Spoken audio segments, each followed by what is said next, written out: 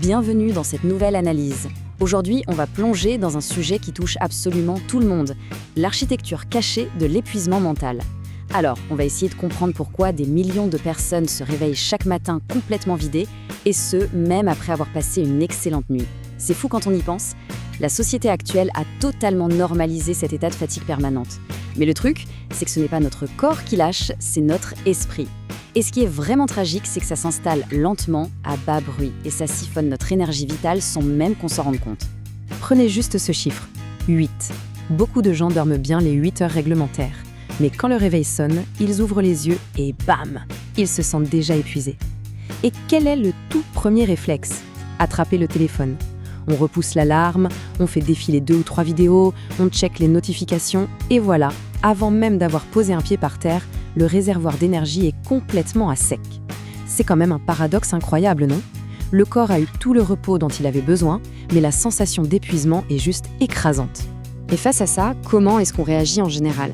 Eh bien, la société fait un diagnostic complètement à côté de la plaque. On traite cette fatigue comme si c'était un simple coup de mou physique. Résultat, on se gave de litres de café, on prend des vitamines, on enchaîne les boissons énergisantes, mais la réalité est tout autre. On fait face à un épuisement mental profond et surtout complètement invisible. En fait, on essaye de soigner un esprit surmené en stimulant un corps qui, au fond, va très bien. C'est une erreur fondamentale et c'est précisément ce qui nous empêche de régler la vraie cause du problème. Ce qui nous amène à notre première grande partie, la surcharge mentale invisible. Il faut bien réaliser que chaque seconde, l'esprit moderne est littéralement bombardé. Des alertes, des notifications, les réseaux sociaux, cette comparaison permanente avec les autres. Sans parler du stress au travail, de la pression pour être parfait et de ce flot continu d'informations qui ne servent strictement à rien. Le cerveau n'a plus une seule seconde de répit. Il ne peut ni respirer, ni traiter l'information, ni récupérer. C'est une véritable agression permanente. Ça maintient notre système nerveux en état d'alerte rouge constamment et ça brûle nos réserves cognitives à une vitesse hallucinante. Pour vraiment visualiser la chose, c'est comme un téléphone avec 50 applications ouvertes en même temps. Imaginez, on est tranquillement posé sur le canapé, on scrolle sur un écran, on pense se reposer. Mais le cerveau, lui, il est exactement comme la batterie de ce téléphone. Il se vide à vitesse grand V à cause de dizaines de tâches de fond qui pompent l'énergie.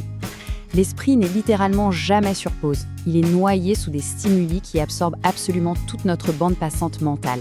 Et ça nous conduit directement à notre deuxième point, le piège de la dopamine. C'est un mécanisme super vicieux. À force de faire défiler du contenu en permanence, le cerveau reçoit ce qu'on appelle des mini-récompenses artificielles. Ce sont des petits shoots de dopamine en continu, déclenchés par une vidéo de 10 secondes par-ci, une notification par-là. Le problème, ça finit par anesthésier le cerveau face aux petits bonheurs simples du quotidien. Tout à coup, lire un livre, avancer sur un projet personnel ou juste se concentrer 5 minutes devient une tâche atrocement difficile. Plus rien n'a de savoir quand on est habitué à une surstimulation constante. Conséquence directe, des millions de personnes arrêtent tout simplement de rêver. Elles essayent juste de survivre à leur semaine, coincées dans un pilote automatique sans fin. On se lève, on prend le téléphone, on bosse, on stresse, on se distrait, on dort. C'est une boucle implacable. On dirait des machines programmées qui perdent, jour après jour, leur capacité à s'enthousiasmer, à se motiver ou à ressentir de la vraie joie. L'environnement entier est conçu pour capter notre attention et ça nous laisse complètement vidés de notre substance. Mais il y a un autre niveau à tout ça. Passons à la troisième partie, le poids des émotions cachées, ou cette fameuse guerre intérieure. Parce que oui, il y a une raison encore plus profonde à cette fatigue chronique, et on n'en parle presque jamais. Énormément de gens vivent complètement à l'encontre d'eux-mêmes. On force un sourire, on met ses propres besoins de côté, on affirme que tout va bien alors qu'à l'intérieur, l'esprit crie à l'aide. Et maintenir cette façade, jouer un rôle qui ne nous correspond pas au quotidien, ça draine infiniment plus d'énergie que n'importe quel travail physique intense. C'est une bataille de tous les jours, totalement épuisante, silencieuse et invisible de l'extérieur.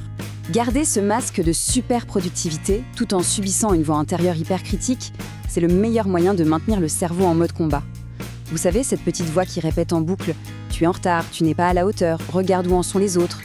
Lutter au quotidien contre cette peur de l'échec et ce sentiment d'insuffisance, c'est ce qui siphonne nos toutes dernières gouttes de vitalité. L'esprit est en guerre permanente contre le stress et la peur, sans aucune trêve. Donc il faut bien comprendre que cet épuisement chronique n'est pas du tout une faiblesse. C'est très souvent un message psychologique profond. C'est une alarme vitale qui montre qu'on vit pour répondre aux attentes des autres ou qu'on s'épuise dans des environnements toxiques au lieu de suivre ce qui a du sens pour nous. En fait, cette fatigue, c'est l'ultime moyen qu'a trouvé le corps pour dire de façon claire et nette « Stop, ce n'est plus possible de continuer comme ça ». Alors, comment est-ce qu'on sort de ce piège mental? C'est notre quatrième et dernière partie, le retour au silence. Il y a un cheminement très clair pour aider cet esprit surchargé à récupérer. D'abord, il faut arrêter de croire que c'est de la paresse. C'est un véritable épuisement cognitif. Ensuite, il faut réapprendre le silence. Troisièmement, protéger activement son attention. Et enfin, accepter de vivre un peu plus lentement. Ce sont les 4 étapes exactes pour inverser la tendance et ne plus subir cette vie en mode automatique. Prenons le temps de parler de cette idée de réapprendre le silence, parce que c'est très puissant. S'asseoir seul, ne serait-ce que quelques minutes, dans le silence le plus total. Pas de musique, pas d'écran. Au début, ça va être profondément inconfortable. Pourquoi ? Tout simplement parce que ça nous force à entendre ce qu'on essayait de fuir avec tout ce bruit perpétuel. Nos peurs, notre stress, nos rêves abandonnés. Mais c'est précisément dans cet inconfort, en osant faire face à son propre esprit, que la vraie guérison commence. Ensuite, il y a la gestion de l'attention. C'est littéralement l'énergie première de notre esprit, son carburant principal. À chaque fois qu'on la donne à des contenus inutiles, au défilement infini ou à des environnements toxiques, on affaiblit notre esprit de manière drastique. C'est une ressource extrêmement limitée. Il faut la protéger avec autant de discipline et de ferveur qu'on mettrait à protéger notre santé physique. C'est la ligne de défense numéro 1 pour garder les idées claires. C'est en adoptant ces habitudes plus lentes qu'on redonne au cerveau un espace pour s'apaiser. Ça veut dire prendre le temps de respirer profondément, aller marcher dehors sans emporter d'appareil numérique, choisir de se coucher plus tôt au lieu de prolonger la soirée devant des lumières bleues, ou même écrire ses pensées pour décharger le cerveau. C'est en se reconnectant à soi-même de cette façon que la vraie et puissante énergie humaine remonte à la surface et redevient disponible.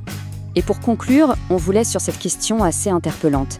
Est-il possible d'être physiquement vivant, mais mentalement absent pendant des années ? Il ne faut pas laisser le rythme frénétique du monde moderne voler notre propre existence. Une attention volée, c'est une vie volée. Le véritable repos, la vraie récupération, ça ne commence pas quand le corps tombe de fatigue sur un matelas. Non, le vrai repos commence